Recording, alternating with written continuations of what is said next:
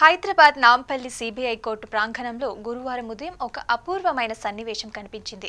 AP మాజీ ముఖ్యమంత్రి YS Jaganmohan Reddy, ఆయన సోదరి వైఎస్ సునీత ఒకేసారి కోర్టులో హాజరవ్వటం ఉత్కంఠని పెంచింది.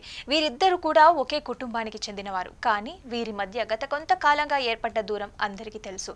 సునీత తండ్రి వివేకానందరెడ్డి హత్య కేసులో తమకి జగన్ మద్దతు ఇవ్వలేదన్న అసంతృప్తే ఈ విభేదాలకి కారణమని రాజకీయ వర్గాల మాట.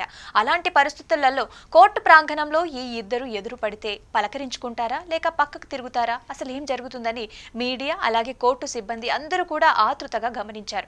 కానీ జరిగిందే ఆశ్చర్యం.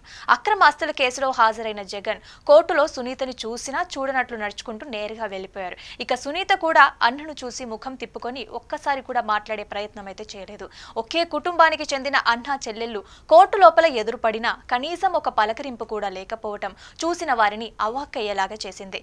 ఇంకా ఆసక్తికర విషయం ఏమిటంటే జగన్ కోర్టుకు వస్తారని అందరికీ ముందే తెలిసిన అదే సమయానికి సునీత కూడా వస్తారని మాత్రం ఎవరికి తెలియలేదు.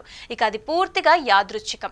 జగన్ కేసుకి వాయిదా ఉన్న రోజునే సునీత వేసిన వివేక హత్య కేసులో సిబిఐ దర్యాప్తు కొనసాగించాలి అన్న పిటిషన్ విచారణ రావటం గమనార్హం.